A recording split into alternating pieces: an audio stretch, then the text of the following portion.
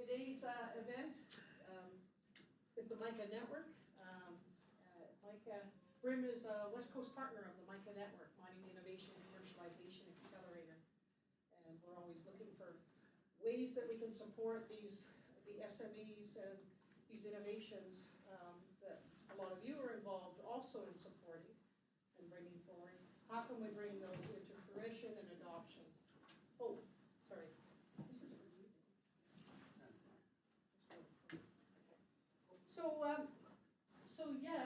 So today I just want to acknowledge that we are here situated on the traditional, ancestral, and unceded land of the Musqueam people. And we're very grateful that we can be in this space together today. And I just want to give a little bit of insights here, like why Dave Snowden? This is Dave right here. And how did we come to be connected?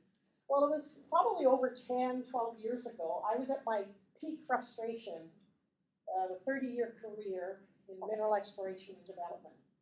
Because I just felt like it was not only me, but other colleagues were feeling this tension that, you know what, we were all trying to do more and more and more.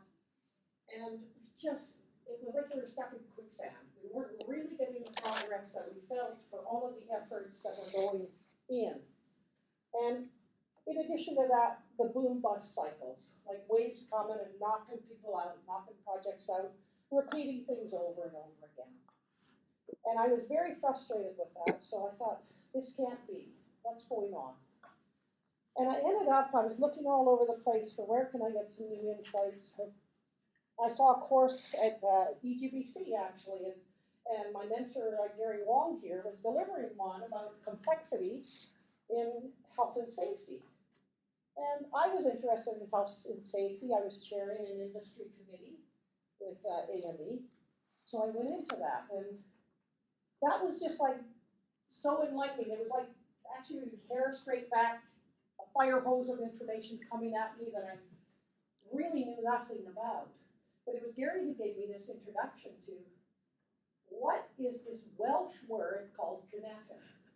And it was like, oh my goodness, I know French, Spanish, speak English, but Welsh. And he started introducing some new ways of approaches, and the language wasn't just this Welsh word that was curious, but it was these theories and approaches that seemed to give language to the frustration I was feeling, and also some ways to create ease. Hi, Carrie. Nice to see you. So that's, it was enlightening for me. But I was still drifting and confused. So as a good geologist, who was always going out and looking for edges, because we need to know where contrast is in the bush so we know where to walk all the time or where to focus our efforts. We're stepping into the unknown as geologists. We don't even know where that metal might be, so we're looking for those concentrations. I did that also in my career, going out into the edges, into the wilderness of all this domain of complexity. And where were people talking about it? I went into places where the mining industry wasn't, but there were people from other sectors that were. And that is where I then encountered Dave Snowden as one of the global experts actually in complexity, applied complexity. And I dove into some of the training. I learned what this word Cynefin meant, and more importantly, what it means to how we can go forward better together in the world, the uncertain world, and decisions that we have to be making. And it's more important nowadays to, with our big issues we're all trying to work on, climate change and delivering critical metals to the world. We talk about collaborations constantly and coming together and working hard, but I'm going to challenge you today to think about, for all the things we're trying, what might we do more of, what might we do less of, what might we keep doing, and how will we know what we're doing together? Are we vectoring, are we at the edges? And Dave is going to provide some insight. So Dave Snowden is actually the founder of the Cynefin Co., the Cynefin Company. And And he's also a professor at the University of Hull, and certainly has been awarded, where they awarded him with being the leading applied complexity expert. And in particular, he's introduced this approach called naturalising sensemaking. And when we think about the socio-technical systems we work in, it's not just about the technology innovations, but we're seeing more and more about the people interactions and how can we use technology to help humans do what they do best, to work together. So today, we're fortunate for Dave to be here with us. He's on a global tour. From here, he's into different cities in the US, down to Brazil and beyond. And he's come across from Wales. So we're fortunate to have him here to give us a taste of some of these theories and some approaches, and then have some conversations with you guys about what are you noticing. So I want to thank you today for coming and being a part of this opportunity, and feel free to reach out after. We're going to see what bubbles up for you and what might be useful for us going forward. So thanks, Dave. Okay, thanks for that. It's always a pleasure to be back in British Columbia. It's one of our oldest partner clients, and we still have a relationship with the BC government, so it's nice to be back. Yeah? Except I didn't get to Victoria this time, but that's another matter. I'm going to do this in two sections. So the idea is to give you some of the basic theory with some examples of practice up front, because this is complexity science is a very different way of thinking from systems thinking, which has dominated the last 30 years. And it is a science, it's not a way of thinking. And I'll come back to that in a minute. Right? So I need to give you some of the background on that and some examples. Then the idea is open discussion. And then after that, I'll pick up from that discussion and I'll go through projects and methods based on the sort of things that people write. So that's the plan. So theory first, because that's the way it should be. My background is physics and philosophy as a joint major. You'll see that come through, and it was theoretical physics as well. Nice thing about theoretical physics and philosophy is you can either do them or you can't, so you don't have to work very hard, whereas engineers do. So there's advantages to that background, right? But coming back from the physics, one thing, the origins of this stuff is when I was working in IBM, and we were starting to work in knowledge management, and particularly started to look at complexity science and also at narrative. And narrative is going to come through very strongly here. It's a key aspect of how human beings make sense. Yeah? And I got summoned down to Langley, which was a bit of a shock for a Welsh former Catholic Marxist, all right? To end up in the CIA in Langley, and ended up on counterterrorism for the next 15 years of my life. And we were very specifically looking at two areas. One is how do you get people from radically different backgrounds to have a logical discussion about policy? And we completed that project in the Pentagon the day before 9/11, and I flew out that night and picked the news up the next day, and life then got really interesting. I still remember flying back into Washington on an American transport plane, which was very uncomfortable from Singapore. And then we started to look at how do you tell when a civilian population is going from tacit to explicit support of terrorism. So very specifically at weak signal detection. And in order to do that, we needed to get to street stories. And from that, we invented a thing called distributed ethnography, which I'll talk about in a minute, which now fits in actually very strongly with the feminist literature in the States, because it talks about people's right to interpret their own experience, not have it interpreted for them by somebody from another culture. And we're actually approved for indigenous use in Australia because of that, because it's called epistemic justice if you want to check the literature. Yeah? So that's kind of like the background, all right? And the physics background, basically, one of the things we used to say when we were doing physics is that social scientists suffer from physics envy, which was a deliberate play on words, on the basis they never have enough data to form any valid conclusion whatsoever. They believe what people tell them, and they don't understand sample size. Sorry, I really haven't changed my opinion ever since, if I'm honest about it, right? Although we do work with Derrida and we work with social scientists, but they provide explanation capability, but not predictive capability. And that's a really important distinction. Yeah?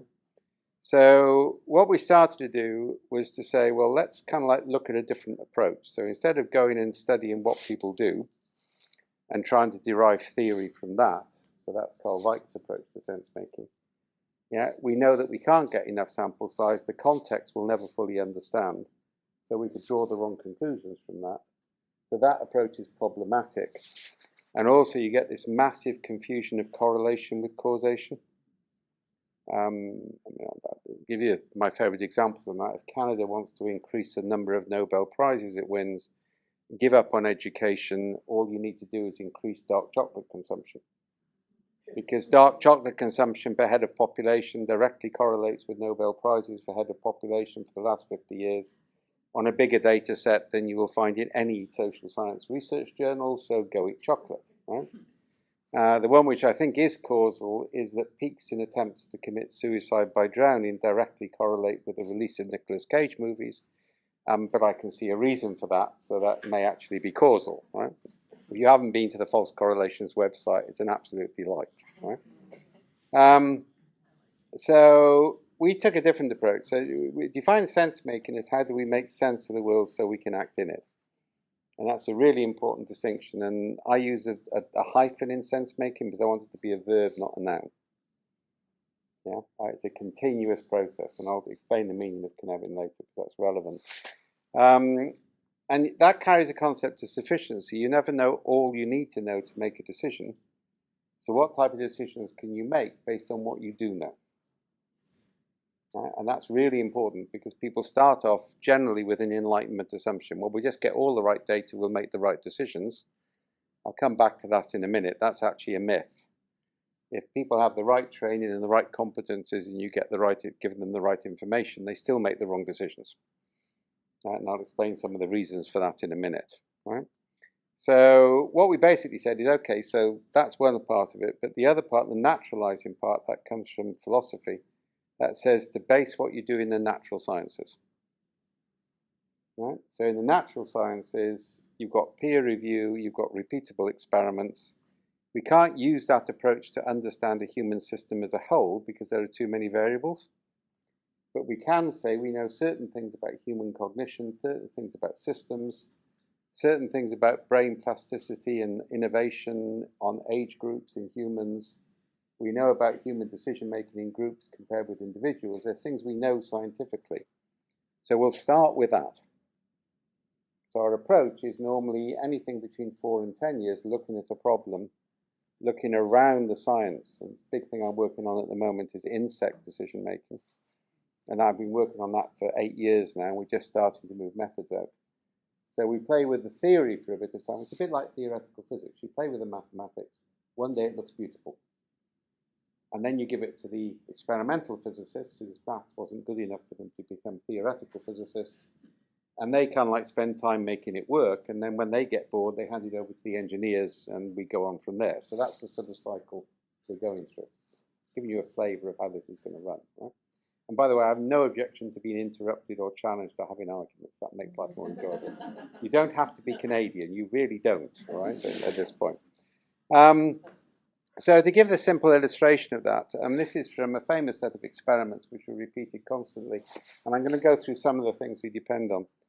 So for reasons we don't understand, radiologists have offended the cognitive neuroscience community. They must have got a diagnostic from one, and revenge is there, all right? So you give radiologists who are dealing with a limited information set, who have really good training, a batch of x-rays. You ask them to look for anomalies. On the final x-ray, you put a picture of a gorilla, which is 48 times the size of a cancer nodule. 83% of radiologists will not see it, even though their eyes physically scan it. It's called inattentional blindness, and the only people who are not subject to it are fully autistic. And they can't operate in the real world. Right? Because the way we make decisions, this is Clark and other people's work, we're constantly doing what are called micro-hallucinations. And just to be clear, human beings hallucinate. AI bullshits. It's a different. Yeah? So what we're doing is constant micro-hallucinations. We don't ever remember things accurately. There are chemicals in the brain which break up neuroreceptors. So you can never remember anything exactly the way it happened anyway. And that's important. That creates a gradient, which means you make progress.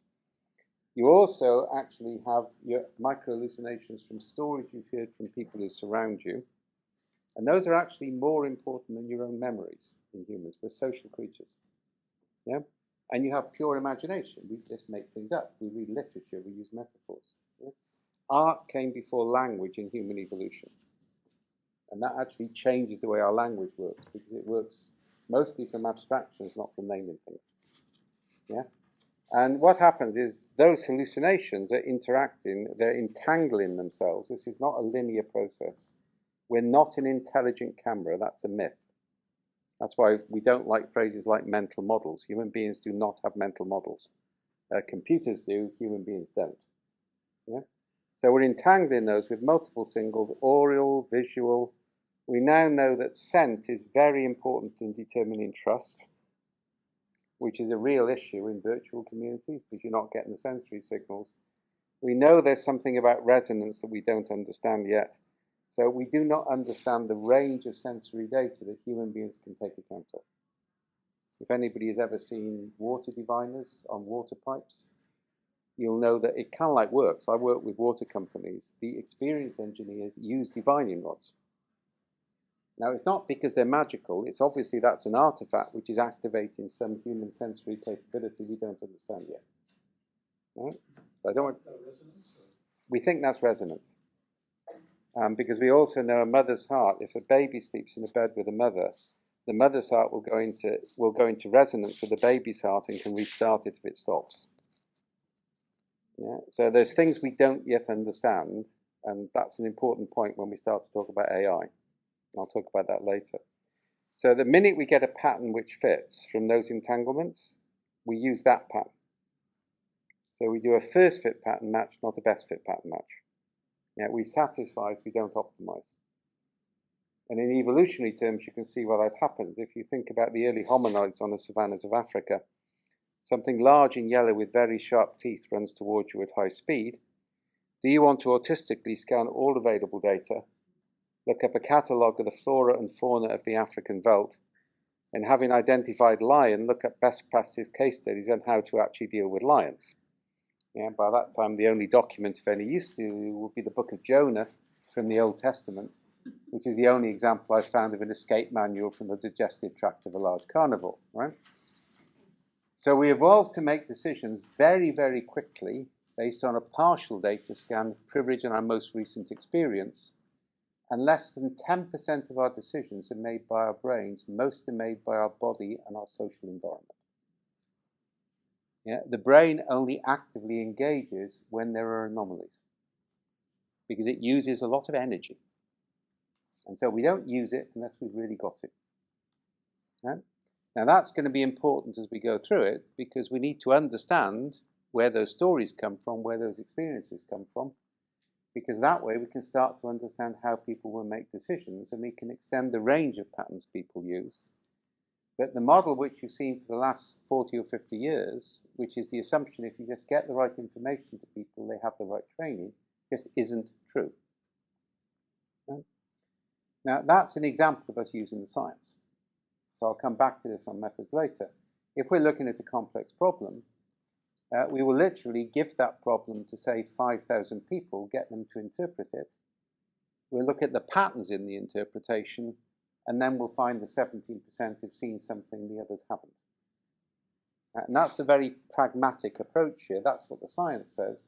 So go with the science and build methods consistent with that. Yeah? And that becomes very important. We did a lot of work with BP on geophysics, which I'll talk about later. And just to give you a hint on that, one of the ways we got them to discover oil again, they've had 3 years without finding oil. So I went in and did a field ethnography, and the way we got them to find oil again is we took away the AI they were using. Right? The reason was, and we're now seeing a lot of evidence for this, right, is if you depend on AI, it reduces your capacity to exercise human judgment. And what was happening in the behavioral was if the AI says there's oil and I drill and there isn't, it won't be my problem. If I think there's oil and the AI says there isn't, it will be my fault if I get it wrong. Yeah? So we destroyed that human judgment. And these are all examples of building off that one simple scientific fact. Yeah? I can give you some more data on that. And that's kind of like the point I made, is that our body is really important to us. So when you pull your hand away from a hot plate, you don't think about it, do you? Now, interestingly, your brain fires after the event. Now, idiots like Richard Dawkins say that means you don't have free will.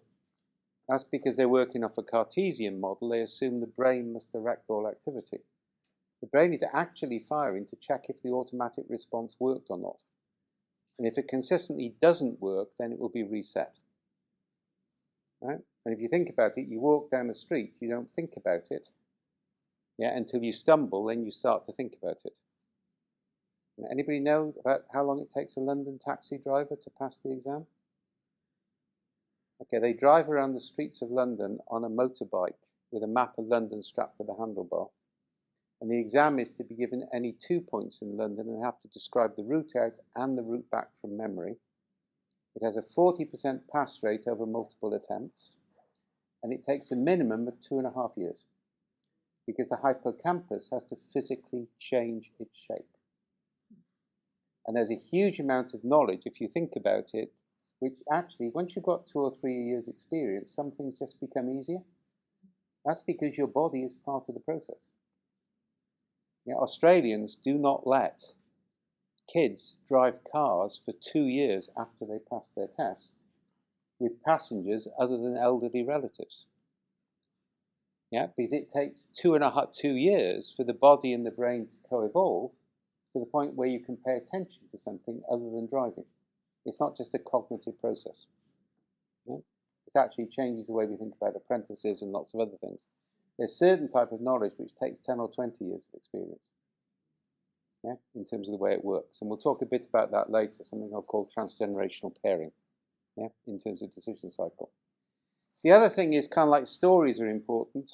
And just to check, if people have told stories to children, anybody read a bedtime story? Do you tell stories how about Bob and Betsy stayed at home, did what Mummy and Daddy said, achieved the family their personal KPIs, and followed the family purpose statement? Anybody tell those sort of stories? Do you think they'd work? We basically tell stories about how Bob and Betsy did things that Mummy and Daddy said they shouldn't do. And it's pretty disastrous. We have a happy ending because we want them to sleep at night, but we hold that off as long as possible. Humans learn through failure, not through success. All human storytelling traditions have evolved to communicate failure, not success.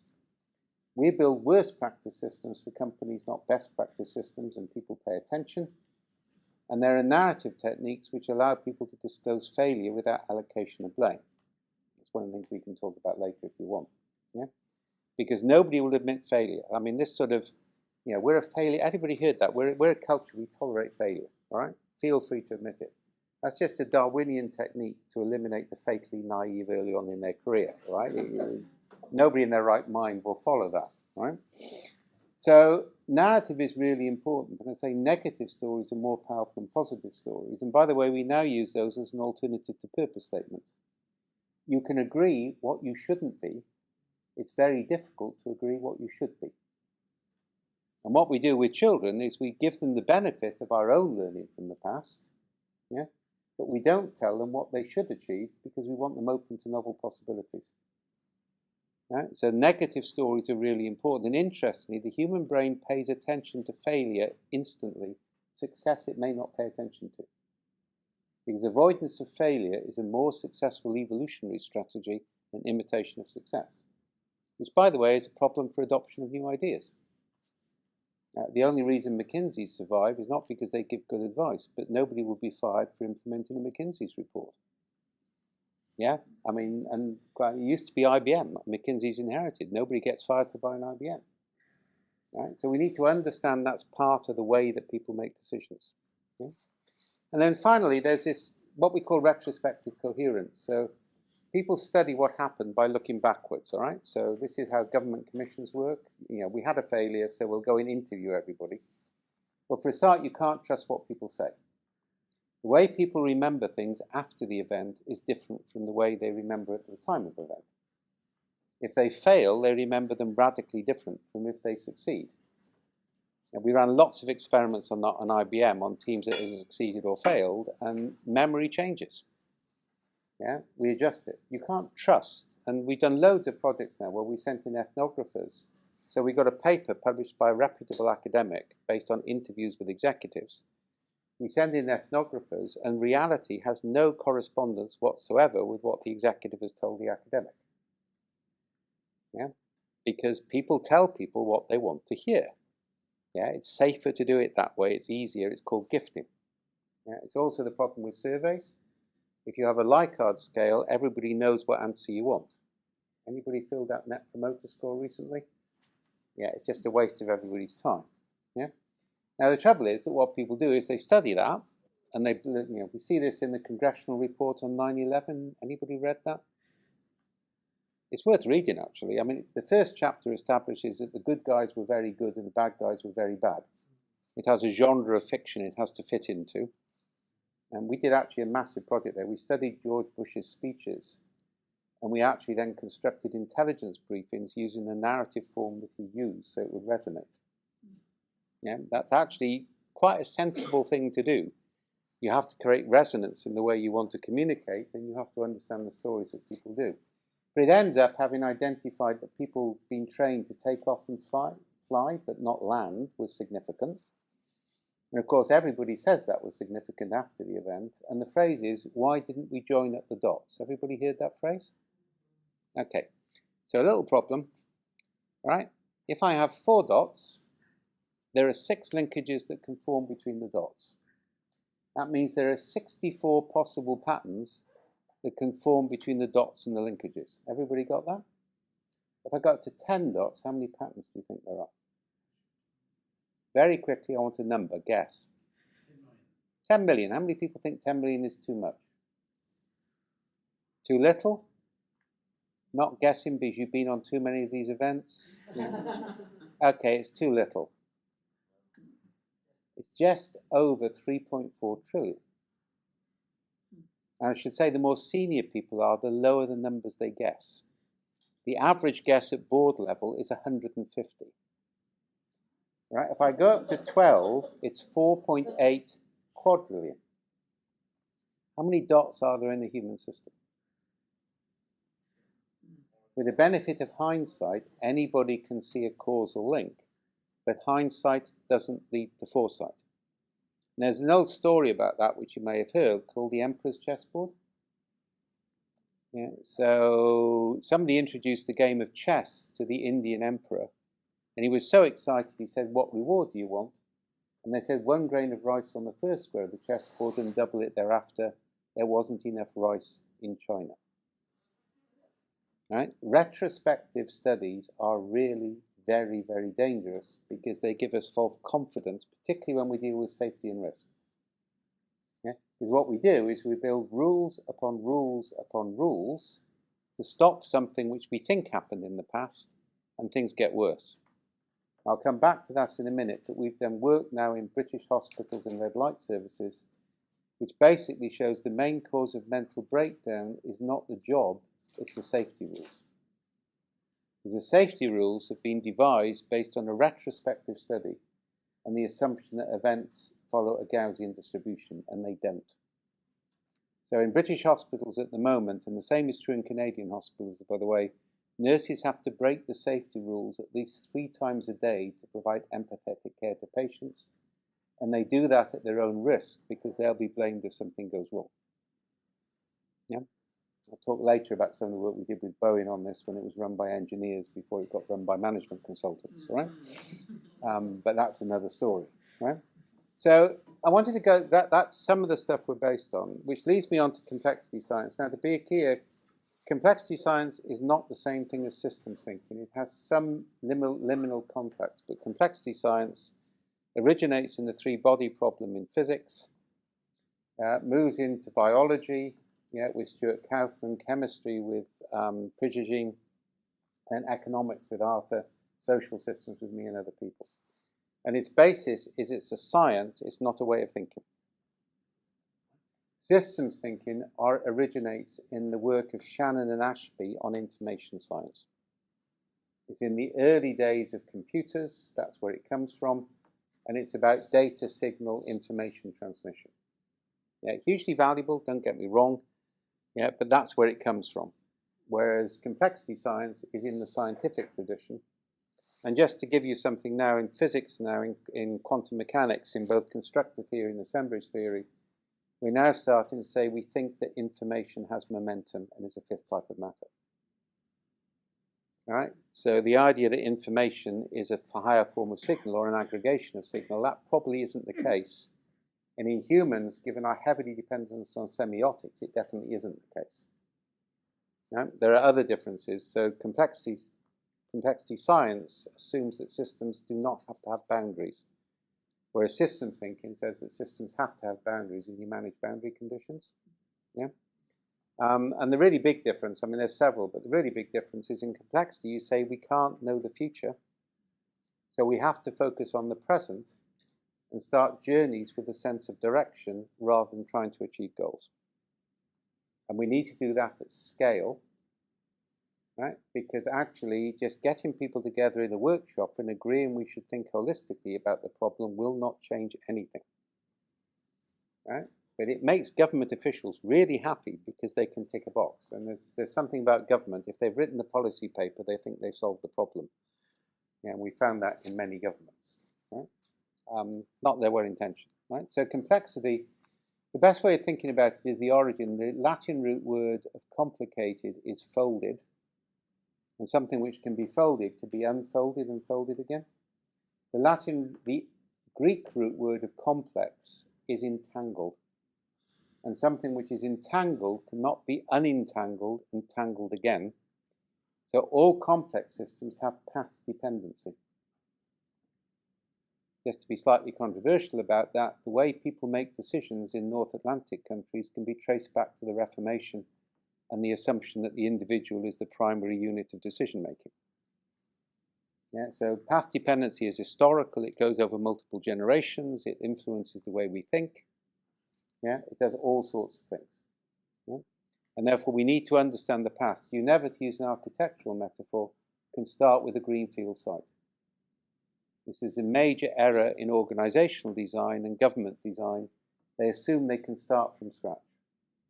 I've just been working with NATO on Joint Forces Command, and it's hysterically funny because they all start off with Clausewitz quotes, no plan survives the first encounter with the enemy. Then they put highly detailed slides with 4-year programs to create detailed plans about how they should manage. And they don't see the contradiction between the two. I think I've finally got them to understand it, so I'm back in Lisbon in January, but we'll see how that goes. So the critical thing about a complex system is because of that entanglement, there are so many different things interacting with so many other things that they have no linear material causality. And that's the really scary thing for people to get. Because in the sort of post-Kantian North Atlantic tradition, we assume everything has a cause. Right? And the answer is, sorry, it doesn't. Yeah, not at a system level. May at a micro level, but that's irrelevant. Right? So if systems have no material linear causality, you've got a real problem if you want to define things by saying where we should be. And the trouble is, if you define goals, you just create perverse incentives to achieve the goals rather than actually achieving the results you want. I can give you loads of examples of that if you can't think of some for yourselves. Right? That's fairly easy. So the key thing in a complex system is emergence, is as the properties of the system cannot be derived from the properties of the things which make up the system. By the way, there's a common mistake in social science. They say if you break things down, it's reductionist. There's nothing wrong with breaking things down. It makes a hell of a lot of sense. Reductionism, assuming you can assume that as the things interact, you can derive the properties of the whole from the part. That's reductionism. Right? And we'll talk later about breaking things down. So the key things in complexity, and this is kind of like the preconditions, there are necessary but not sufficient conditions for innovation on their own. The first is there need to be a significant number of actants. Now this originates in actor network theory, if you don't know that. But all actors are actants, but not all actants are actors. So things which are not human can actually have agency. Yeah, buildings can have agency, tools can have agency, yeah, in the way they work. So that's, and you see that bit in process philosophy as well. Yeah? So there are three types of actants: actors, yeah, constraints, and constraints either connect things or they contain things. Yeah, and they act as limiting factors in effect. And then this key thing from constructor theory, a constructor. This is a really important concept in managing uncertainty. Is a constructor is something which transforms things but doesn't itself change significantly in the act of transformation. So a software object is a constructor. Yeah? A ritual is a constructor. A process is a constructor. And human beings are really good at creating constructors. Yeah? Because we can't have certainty on the system as a whole, but we know at that point, if I put this thing in, I will get that thing out. Yeah, so constructors are really important. So the collective name for those is actants. Right? So I need lots of actants. I need enough actants to be critical. It's not necessarily number size. I need very, very rich local interactions. Now that picture is a termite's nest. The huge sophistication of a termite's nest with its air conditioning arises entirely from genetically encoded responses to 64 pheromone traces. Yeah, I'll come back to more examples of insect behavior in a minute. Yeah? There's no direct intelligence whatsoever. There is no plan. There are just highly rich local interactions between different termites. Yeah? And that produces emergent properties. The other necessary condition is that none of the actants must have knowledge of the whole. A, because they can't, and B, because if they said they did, they pervert the system. So anybody who says we should think holistically doesn't understand complexity science. Yeah, it's a myth. There are too many things for you to understand it. Remember the dots? Yeah, and the danger is if you think holistically, the dominant power thing will come into play and you'll make the facts fit that. And so a lot of our techniques are removing that from the process. Now, of course, what that means is I can change the actants, I can change the interactions. Complexity makes life really simple, by the way. You can only change actants and you can only change interactions. Right? Which means I need to monitor, because if a pattern starts to emerge that I find beneficial and I want to amplify it, anybody manage children at play? Then you know this process, right? You're monitoring interactions, and if something good happens, you amplify it. If something bad happens, you disrupt it. But you do create some stabilities. So some of the constraints you may make rigid, and that's called scaffolding.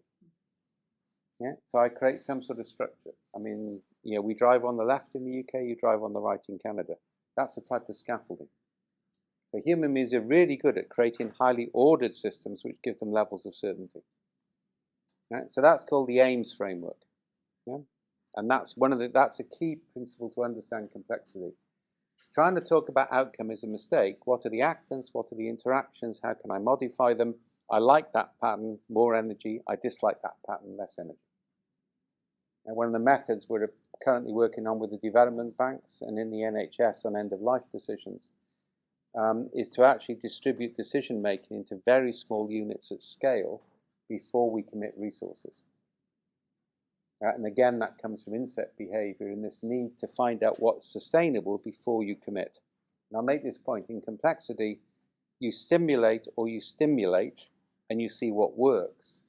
You don't try and work out in advance what will work because you can never know that fully. And that increases your risk. Yeah? So that's a different way of thinking. So let's go through some other key things. This is a quote from Seneca, and I really don't like the Stoics. I've an intense dislike of the Stoics ever since first year philosophy. Marcus Aurelius is a pawn of the emperor, and of course he was the emperor, so he wanted everybody to go along with it. I'm much more with the Cynics. I mean, Diogenes, everyone knows Diogenes' answers to Alexander? Alexander went to see the famous philosopher, he turned around and said, "Get out of my light." I think that is the way to deal with power. I'm entirely in favour of Cynics, all right?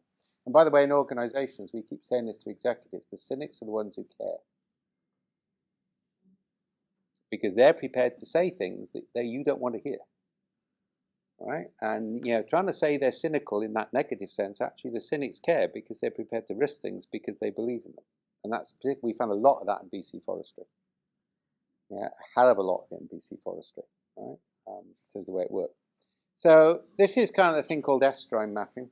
I called it estuarine mapping because I got really fed up with people talking about process philosophy and people in the coaching market saying everything was a flow.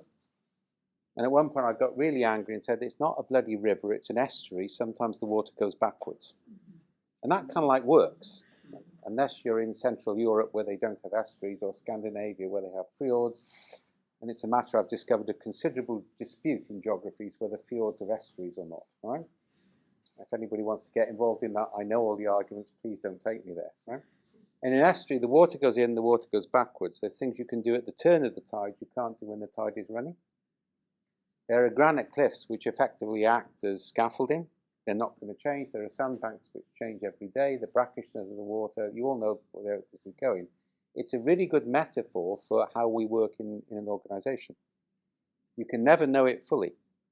Yeah, and you have to make strategic decisions. Do we dredge a channel or do we employ guides? Right? And so I can build a lot with that metaphor. Right? So this is called estuarine mapping. So the way it works, I start with the actants. That's the actant triangle. And we start by brainstorming. We put it on a triangle and people can place anything they can manage anywhere on the triangle. Then there's a very simple rule, and it says, if you can't agree what it is, break it down until you agree. Now that sounds really simple, but it's really important because it gets rid of conflict from situational assessment. Nobody is allowed to disagree. If they disagree, they break it down until they agree, which means they increase the contextualization of the process. Once we've got that out, then we map it onto a simple grid. This is constructor theory and theoretical physics, between the energy cost of change against the time to change. So energy is a proxy for money, resource, everything else. Now this process, by the way, takes 2.5 days. And it's sold as a de-risking process. Do this before you do a project. What are all of the things in play? Where do they sit on that grid? Yeah? By placing them on the grid, and again, if you can't agree where they sit on the grid, you break them down until you agree. So now I've got all of the things I can manage on a grid between energy cost of change and time to change. I then draw 3 boundary conditions. The first is called the counterfactual boundary. This is in the sense of counter the facts. Yeah? So anything effectively northeast of that line, realistically, the energy cost of change all the time means we can't change it.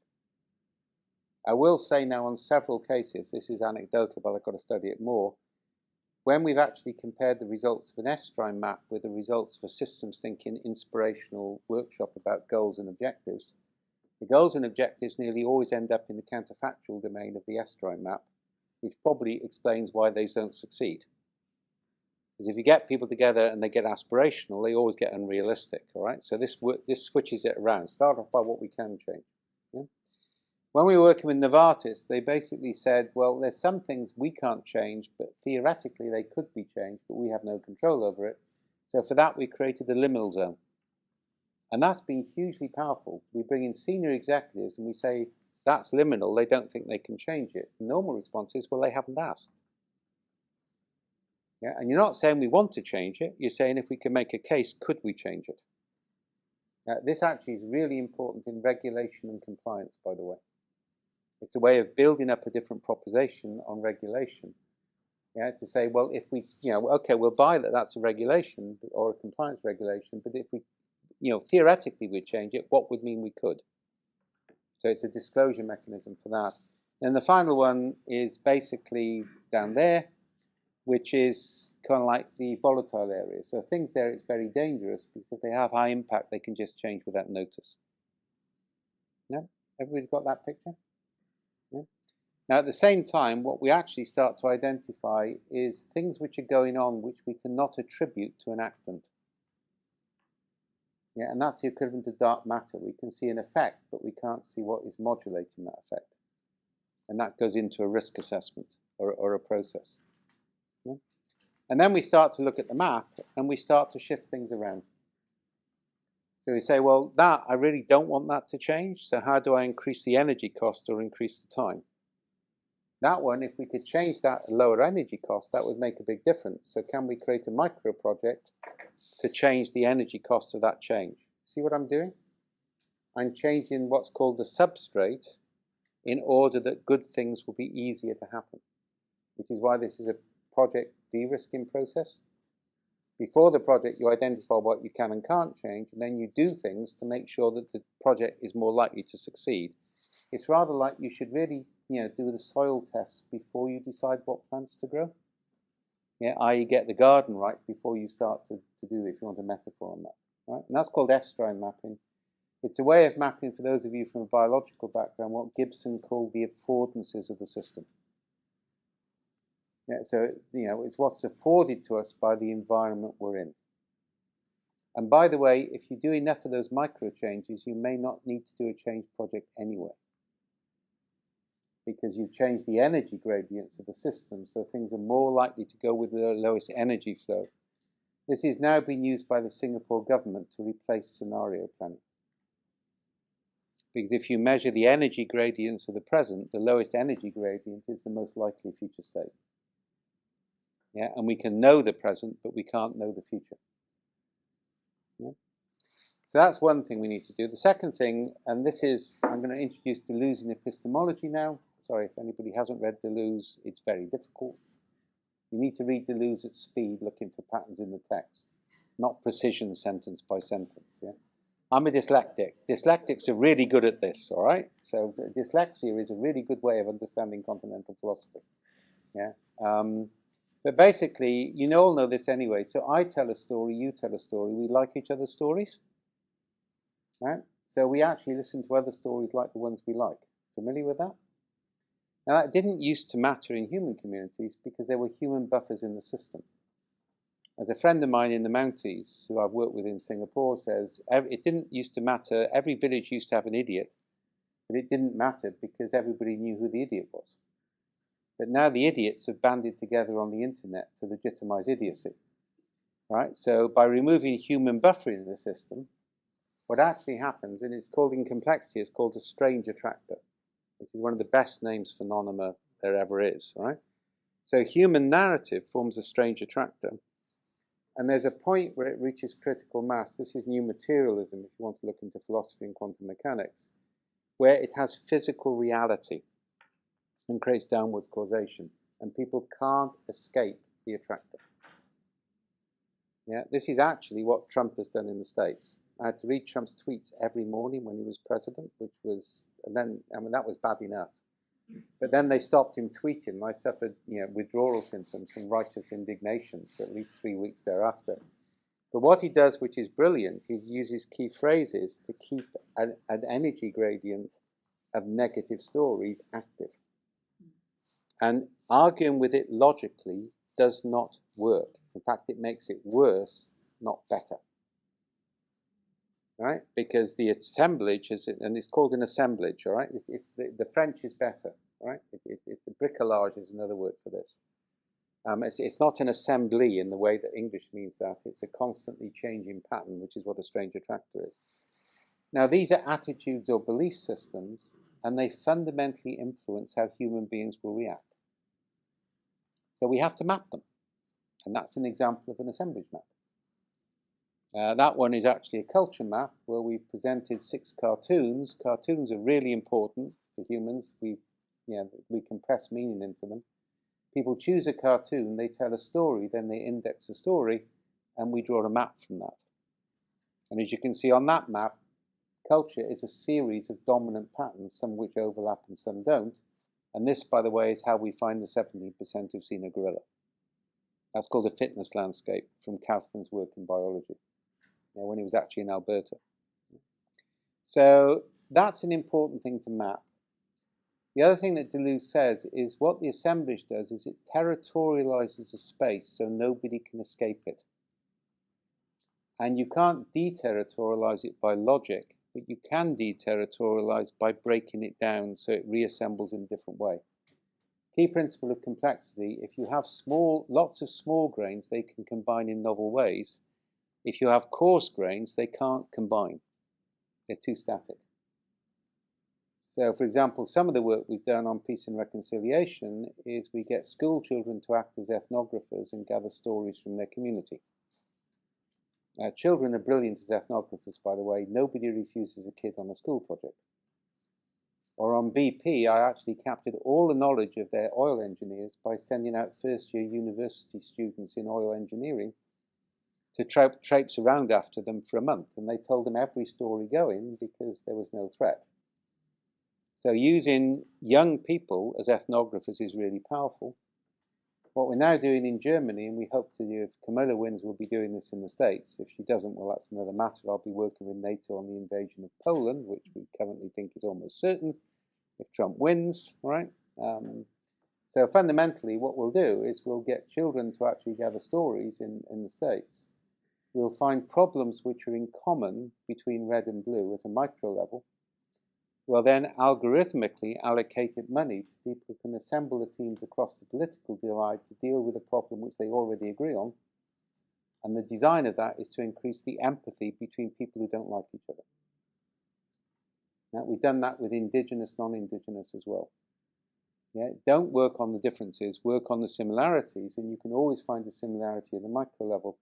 Now, I learned that when I was working on peace and reconciliation in Northern Ireland back in the 70s, and it was, anybody, it was really bad, right? I was walking down the Falls Road one night, and I got picked up by the police, who were all Protestant apart from one Jew in Derry, right? No Catholics. And they asked which of my legs did I want broken first. And I indicated I would prefer not to have my legs broken. They heard my accent and realised I was a mainland Catholic, not an Irish Catholic, so I got thrown out of the Land Rover. If I hadn't done that, I'd have been beaten up. And to be honest, if the Provo commander had come around that night, I might well have joined. Now, Catholics didn't have the vote in Northern Ireland in the 70s, which not many people realise, all right? We were on civil rights marches, right? And the trouble is, what everybody wanted to do was get everybody in a hall and get them all to agree that they would be nice to each other. Anybody seen Derry Girls? Yeah, it's a magnificent comedy, all right? It's one of the best. Episode 1 of Series 2 satirises that brilliantly. The Catholic girls are forced into a peace and reconciliation process with the Protestant boys. The Catholic girls have other intentions of this process than peace and reconciliation. Yeah, marched over by a trendy priest, and a cynical nun. That nun is a brilliant comic character. And they end up in a massive fight over a minor misunderstanding. Right? So it's a good metaphor. We took a different approach. We took asymmetric groups of Catholics and Protestants, 3 and 2, and we dumped them into the slums of Rio de Janeiro for 3 months. And we didn't talk about the troubles. And they found out pretty fast they had more in common than they realized, and they talked about their differences when they were ready to talk about it without facilitation. And this is my research background coming up. You do not want facilitators in any human process if you can possibly avoid it. Yeah, because they bias the group by their results. And you can see this in Sharma's work, all right, on Theory U. Basically, it's neo-colonial because basically it's a middle-class MIT professor from a particular cultural background wanting everybody to be like him. Sorry about that. I'm prepared to defend that. If you look at the values on that, they're the values of North Atlantic, post-Enlightenment culture. They're not the values of indigenous communities, in terms of the way it works. So what we're trying to do is to remove that to allow things to happen at a micro level, and that allows reassembly. Yeah? And of course, then you get into this major change initiative where I could say, how can I create more like this, fewer like those? If I capture stories at scale, anybody can understand that. We've been doing this in old people's homes in the Netherlands, in British hospitals. If I go to nurses and say, how do you make patients more safe? They'll get defensive. If I say, how can we create more patient stories like these and fewer patient stories like that? They can engage. And the same is true on cultural change. Yeah? So that's an example of that. Ignore that. Okay, now I'm running over time on this, so I want to sort of complete with this and open up a bit. So everybody's seen that type of curve, yeah? The bell curve? All God's children love bell curves. And the reason we like bell curves is that we can eliminate the extremes. Yeah, and this is how health and safety rules are produced. This is how compliance stuff is produced, is get everything into a normal distribution, then you can have a standard approach. And the trouble with that is if I do a double log scale of size against frequency, earthquakes are a good example of that. I'm never sure whether I should mention earthquakes in Vancouver and Seattle. Yeah. got the evidence of how high the last tsunami came, and friends of Victoria say they stand to plan on the, sit on the cliffs and watch the destruction of Vancouver and Seattle because they think they're dens of iniquity anyway, right? Sorry, I've always loved Victoria because it feels like Britain in the 1950s, even down to the privet hedges, right? So basically, if I do a double log scale of size against frequency, there are lots of small earthquakes, small numbers of large earthquakes, lots of small software errors, small numbers of large. I get that pattern, I get a straight line. It's not straight at the top, that's significant, which is called a power law. Didier's work is probably the best on this. He actually used earthquake mathematics to predict financial markets. But anybody in geophysics knows about power laws, for God's sake, all right? That's a type of Pareto distribution, and if I overlay Pareto on Gaussian, I get that. The famous fat tail. So the things I dismissed as being highly improbable if I assumed a Gaussian distribution turn out to be more probable than I thought if it's a Pareto, and that's the safety work we've done. Yeah, is the rules are based on the center of a Gaussian distribution. Reality sits in the tails of a Pareto distribution. Yeah? And that gives me three zones. The first one is the center of both. Yeah? That's where nothing is going to happen in the present or the future which hasn't already happened substantially the same way in the past. Right? So I can use what happened in the past to make statements about the future. So I can do rules, compliance, best practice, nothing wrong with that, and deal with a range of things which are highly probable. As I move out, I'm now moving into the tail. Yeah? And now I've got a lot of novelty and lots of mutation. I've still got some relationship between the past and the future, but I've got novelty and mutation. So that's where we do things like scenario planning, contingency planning, cone of possibilities. Yeah, we're still using the past to understand the future. We're just accepting uncertainty. Now, to this point, I'm thinking in terms of inductive logic. So deductive, if A then B, inductive, all the cases of A have B, so I assume some association. Danger of correlation, B causation, but that's fundamental. Yeah? That's what AI does. Human beings evolved for the tails of a Pareto distribution. Because when I move into the tail of a Pareto distribution, I've got hardly any repetition of the past and the future. So using my understanding of the past to say what I should do in the future is a fundamental error, because the past is not going to repeat. Remember the dots? Yeah, so I can't have rules at this point. I need a process. And I also need to think abductively, not inductively. Abduction is a great contribution of the American pragmatist, the philosophy. So abduction is also known as the philosophy of hunches. Yeah? And the big problem of abduction, which is what I was set to solve for the US government, which we did solve, is how is my hunch more accurate than your hunch? And the assemblage maps I showed you is how we do that. I present a problem to 1,000 people. They all have their hunches. I look at the pattern in the hunches, and I can see dominant patterns and minority patterns. Yeah? But this is also where I need processes. So one of the projects we did at Boeing, for example, is we discovered that the main cause, there were two options. There was either follow the rules or get the job done. They were mutually incompatible states. And the drive-in pressure wasn't the company, it was workforce pressure. People didn't want to leave something undone for the next shift, which is hard to change. And the reality is the rules were preventing the behavior. We've seen the same thing in British hospitals.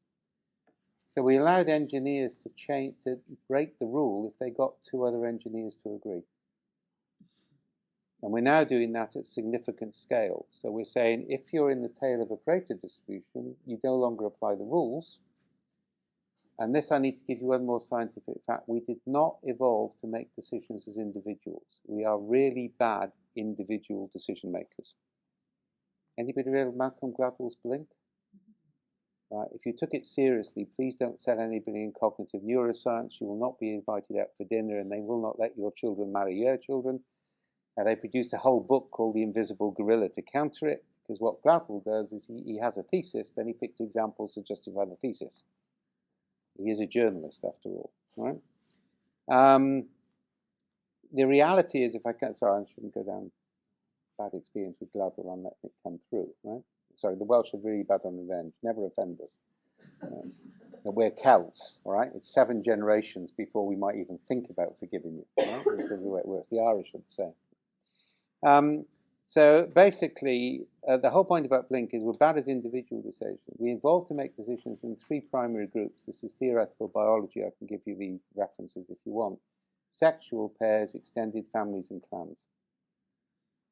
Yeah, and we make decisions differently depending on which of those we're in. Right? And the clan-based decision-making can be quite dangerous. So if you're looking at transdisciplinary research, the faculty is a clan. And the clan stays together. You don't break clan ranks. Yeah? On the other hand, the maximum number of decision makers in an extended family is 7. So if I take 1 person from each of 7 clans and put them in a group, they will find ways to work together. If I increase the numbers, they won't. Yeah? That's the sort of evolutionary pattern, and if you don't know about epigenetics, this builds into DNA and everything else. Right? So that's an important group, and we also evolved to make decisions in roles, not as individuals. If you think about a hunter-gatherer tribe, people have roles, and they can switch between roles, and the switch between roles is highly ritualized.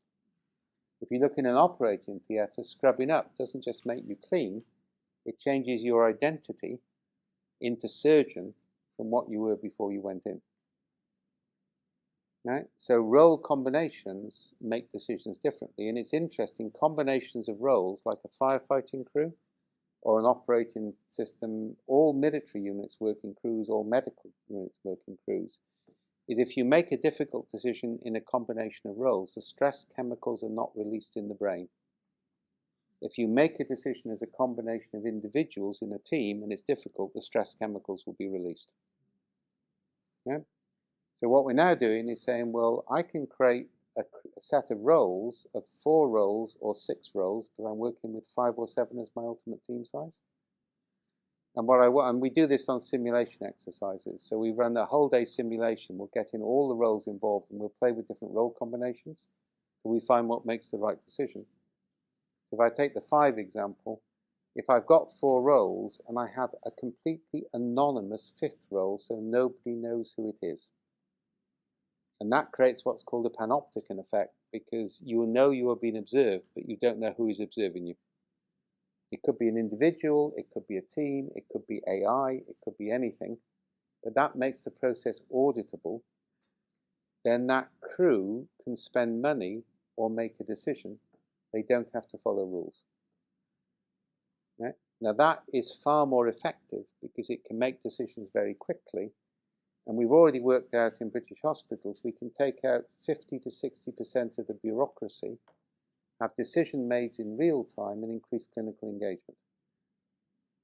Right? Now this is something we're now looking at in the development sector. So in the Philippines, if the village priest, the head person, very Catholic country, the oldest girl still at school, the youngest boy considered a man, and an anonymous agent from the development bank agree, they can spend $500 without applying for a grant.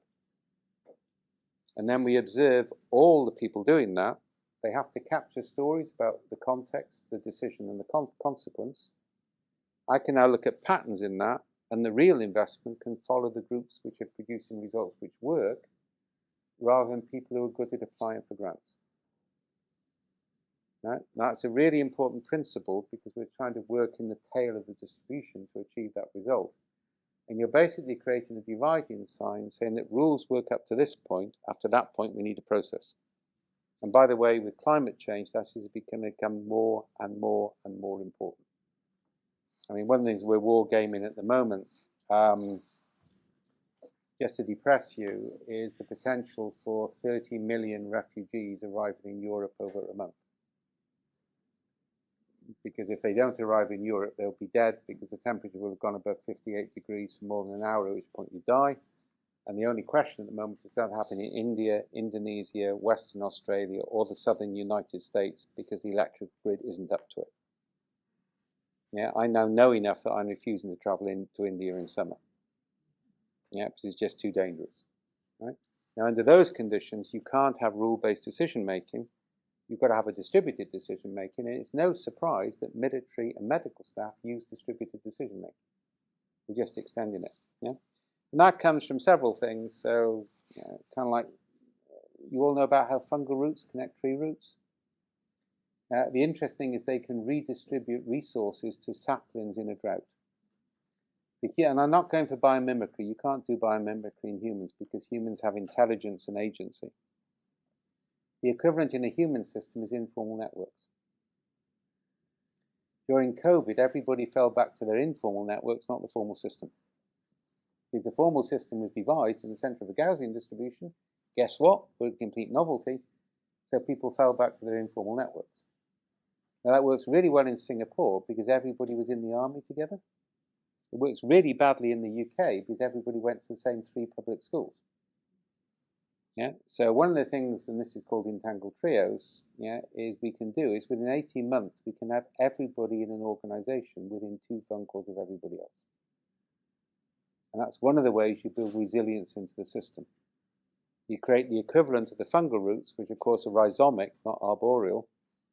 So the system can connect and reconnect very quickly under conditions of uncertainty, but you don't work out in advance what the right thing is.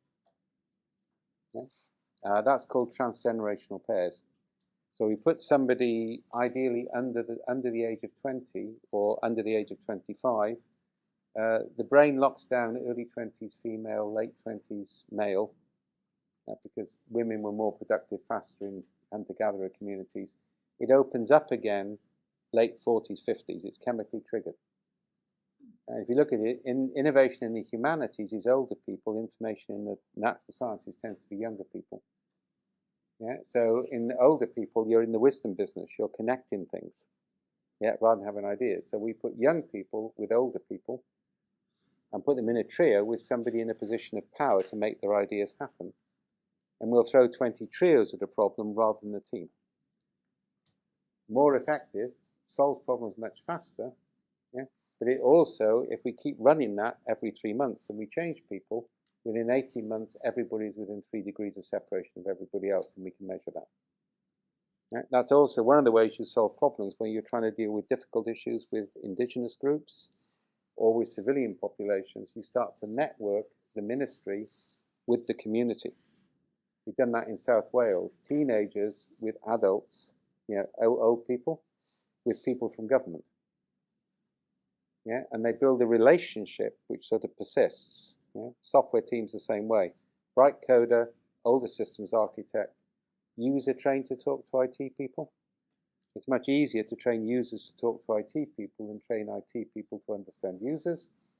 And we'll throw 20 of those trios at a problem rather than one systems analyst to do an interview. Yeah, again, those are different ways of defining it. Antelope. The way antelope avoid a predator, the reason they have those brightly striped bums is that if one antelope spots a lion, then they will identify another antelope by the unique pattern on its bum, and they will position themselves between that antelope and the predator. And that keeps the whole herd together. If they behave selfishly, they'd scatter. You can do this with people in a room by way of an exercise. It's quite interesting, right? So fundamentally, what happens is the antelope are aligned, but they don't have a goal, they don't have a North Star, they don't have a purpose. Yeah, but the system stays together. And we're now looking at that as a new way of creating coherence in organizations by creating sufficient interaction that the system stays aligned, but it can actually deal with complete novelty. Yeah, rather than having goals. And then the final one I wanted to go through, this is kind of like a bee swarm. Bees are fascinating. Sorry, I've been reading about bees now for 5 years. They're really interesting. So what happens is temperature triggered, the drones hatch out a new queen. The queen and the drones go and hang off a tree branch. Yeah, and each individual drone goes out to find a new nesting site. And then they come back to the swarm and they dance on the swarm. It's called the waggle dance. It's a figure of 8 dance, and the plane of the figure of 8 angle to the sun indicates where the source is, and the intensity of the dance says how good the source is. And there are bees which actually nudge other bees so their dance is disrupted, which if you know anything about statistics, you know is important. Yeah, and after about a day or so, an accumulation of bees in one hive basically and one potential hive creates a temperature gradient. One bee goes back to the swarm, drills into the middle, throbs until the swarm hits 53 degrees or 54 degrees, I can't remember, and then the swarm go to the location. Yeah? In every single case which has been studied, they go to the best site of the ones which are investigated. If anyone wants the references on that, I can give it. We're now working with that with the software, so we can present a problem, we can get everybody to interpret it, we can then present and represent and disrupt until there is a clear consensus. And we can do that in about 4 hours. That's experimental work, it's not cheap, yeah, because we're still at that stage. But we see that as really powerful because it allows complex decisions to be handled very quickly without a direct intelligence. Like you're going to levee walks and other things as well. So that's kind of like there. I just wanted to finish with my favorite quote. This is always a danger when you introduce something new. I'll just let you read that for a second, then open up for questions. And that's taken me a lot longer than I thought, but you kept paying attention, and that's really dangerous because I will explore it in more depth. So that opens up for questions and comments, and I'll throw methods and tools in as we go through the discussion.